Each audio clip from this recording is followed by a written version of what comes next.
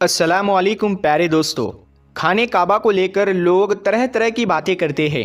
कोई कहता है कि काबा के अंदर हमारे देवताओं की मूर्तियां छुपा कर रखी गई है, तो कोई कहता है कि काबा शरीफ के अंदर फला चीज़ छुपी हुई है।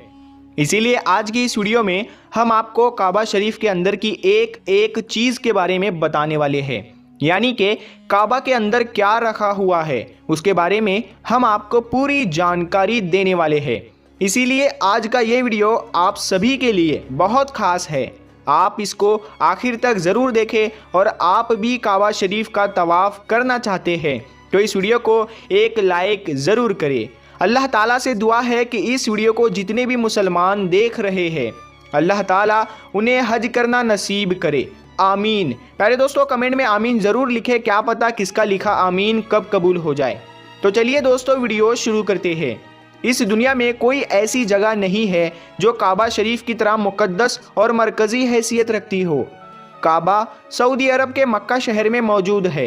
रोज़ाना हज़ारों की तादाद में मुसलमान 24 घंटे काबा का तवाफ़ करते हैं। दुनिया का हर मुसलमान काबा को अपना किबला तस्लीम करते हुए इसकी तरफ अपना मुँह करके रोज़ाना 5 वक्त की नमाज अदा करता है। और 1400 सालों से, यानी कि पैगंबर हज़रत मोहम्मद सल्लल्लाहु अलैहि वसल्लम के दौर से ये मामला लगातार जारी है। खाना काबा के नाम से जाना जाने वाला छोटा चकौर घर ऊंचाई में गगनचुंबी इमारतों को टक्कर तो नहीं दे सकता है, लेकिन इस रुए ज़मीन की सबसे पाक और सबसे मुक़द्दस ज़मीन है और इतिहास और इंसानों पर इसका बहुत गहरा असर है। काबा मुरब्बा शक्ल में एक बड़े कमरे की सूरत में नज़र आता है। इसकी ऊंचाई तकरीबन 15 मीटर है और इसका कुल आकार 627 वर्ग फीट में बना हुआ है।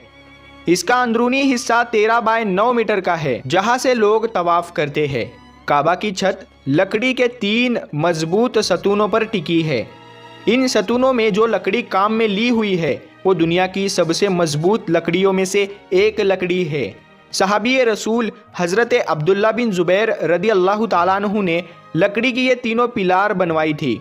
इनको 1350 साल गुजर चुके हैं। इनका रंग गहरा भूरा है। लकड़ी के हर पिलर की मोटाई 44 सेंटीमीटर है। इनके दोनों तरफ काबा शरीफ की दीवारें बनी हुई है। काबा शरीफ में एक दरवाज़ा है। इसके ठीक सामने एक मेहराब है, यानी कि ये मेहराब उस जगह पर है जहाँ पर रसूल खुदा सल्लल्लाहु अलैहि वसल्लम ने काबा के अंदर नमाज अदा फरमाई थी। हज़रत इब्ने उमर रदी अल्लाह ताला अन्हु काबा के अंदर तशरीफ़ ले जाते तो दरवाजे से सीधे आगे की जानिब इतना चलते कि सामने वाली दीवार तकरीबन 3 हाथ रह जाती, तो वह दीवार की तरफ पुश्त और सामने वाली दीवार की तरफ अपना रुख करके अपनी नमाज अदा फरमाते।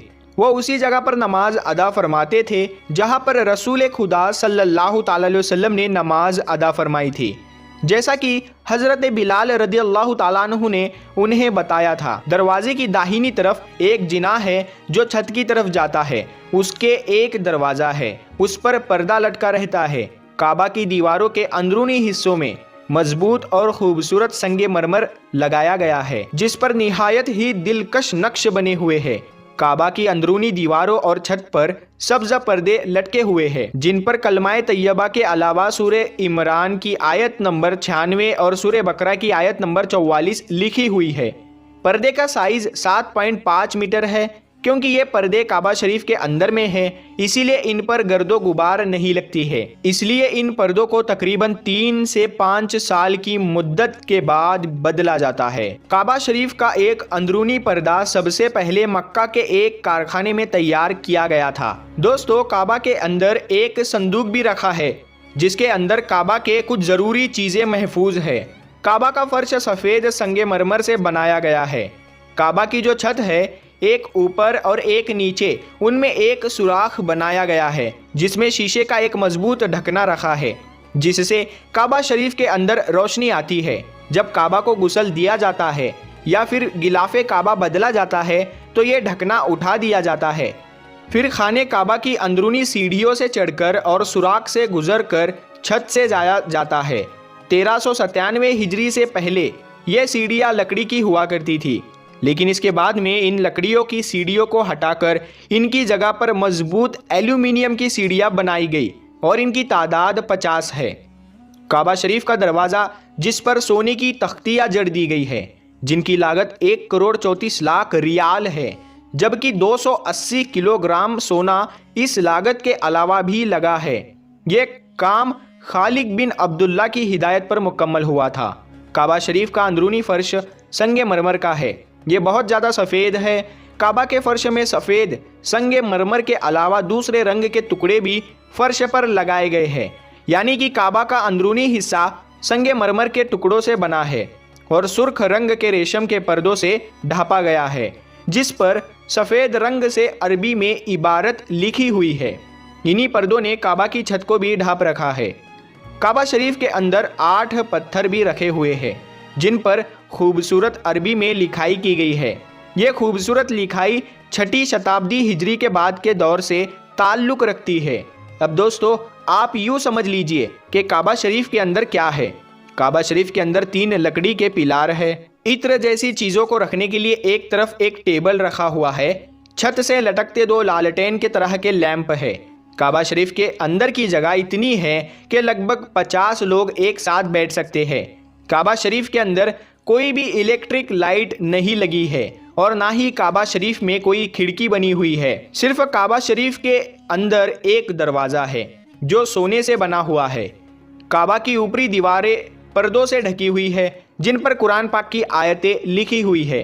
دوستو، شروع سے لے کر اب تک خانہ کعبہ کی تعمیر لگ بھگ 12 بار ہو چکی ہے، لیکن ان میں 5 لوگ سب سے مشہور ہیں۔ سب سے پہلے کعبہ کو حضرت آدم علیہ السلام نے بنایا تھا۔ حضرت عمرو بن عاص رضی اللہ تعالیٰ عنہ سے روایت ہے کہ رسول اللہ صلی اللہ تعالیٰ علیہ وسلم نے ارشاد فرمایا کہ اللہ نے حضرت جبرائیل علیہ السلام کو ایک مرتبہ حضرت آدم علیہ السلام کے پاس میں کعبہ کو بنانے کا حکم بھیجا۔ اللہ کا حکم پا کر حضرت آدم علیہ السلام نے پہلی بار خانہ کعبہ کو تعمیر کیا۔ پھر اللہ تعالیٰ کا حکم ہوا کہ اس کا طواف کرو، مگر اس کے ہزاروں سال بعد جب حضرت نوح علیہ السلام کے دور میں بھینکر طوفان آیا تھا جس میں سب کچھ تہس نہس ہو گیا تھا، اس طوفان میں کعبہ بھی بہہ گیا تھا مگر کعبہ کی نیو باقی رہی۔ پھر اللہ کے حکم سے دوسری بار حضرت ابراہیم علیہ السلام نے اپنے بیٹے اسماعیل علیہ السلام کے ساتھ مل کر کعبہ کو پھر سے تعمیر کیا۔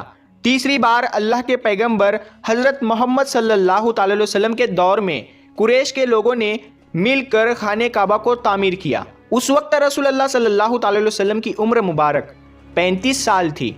ابھی نبوت کے اعلان میں 5 سال باقی تھے۔ اس وقت تیسری بار خانہ کعبہ کو تعمیر کیا گیا۔ ہوا یہ کہ اس وقت خانہ کعبہ کو بنے کافی عرصہ بیت چکا تھا۔ کعبہ کی دیواروں میں درار آ گئی تھی، بارش کی وجہ سے پانی کعبہ کے اندر بھر جاتا تھا۔ یہ دیکھ کر اس وقت قبیلہ قریش کے تمام سرداروں نے یہ فیصلہ کیا کہ موجودہ کعبہ کو شہید کر کے پھر سے ایک نئی عمارت بنا دی جائے۔ اس وقت وہاں ابو عمرو وہاں مخدومی کھڑے ہوئے اور قریش کے لوگوں سے کہا کہ دیکھو، تم کعبہ کی تعمیر تو کر رہے ہو، مگر کعبہ کو بنانے میں جو بھی پیسہ خرچ کیا جائے وہ صرف اور صرف حلال کے پیسے سے ہو، یعنی کہ کوئی سود کا کاروبار کر کے یا جسم فروشی سے کمائے ہوئے پیسے شامل نہ ہو، کیونکہ اللہ پاک ہے اور اللہ پاکی کو ہی پسند کرتا ہے اور کعبہ کو بنانے میں کوئی محروم نہ رہ جائے۔ اسی لیے سبھی قبیلوں میں کام برابر بانٹ دیا گیا اور کہہ دیا کہ فلاں حصہ تمہارے حوالے ہے، فلاں حصے کو تم تیار کرو۔ اس کے بعد جب پرانی عمارت گرانے کا وقت آیا تو اس کے لیے کوئی بھی تیار نہ ہوا، کسی کی بھی ہمت نہ ہوئی کہ وہ کعبے کو گرا سکے۔ پھر ولید بن مغیرہ ایک فاوڑا لے کر کھڑے ہوئے اور اللہ سے کہا، اے اللہ، ہم صرف خیر اور بھلائی کی نیت رکھتے ہیں۔ یہ کہنے کے بعد حجر اسود سے یعنی کہ کالے پتھر کی طرف سے گرانا شروع کر دیا۔ یہ دیکھ کر مکہ والوں نے کہا کہ رات بھر انتظار کرو، اگر ولید بن مغیرہ پر کوئی آسمانی بلا یا مصیبت نازل ہوتی ہے تو پھر ہم خانہ کعبہ کو ویسا ہی واپس پہلے جیسا کر دیں گے، اور اگر انہیں کچھ نہیں ہوتا ہے تو پھر ہم ولید کا ساتھ دے کر کعبہ کو نئے سرے سے تعمیر کرنے میں مدد کریں گے۔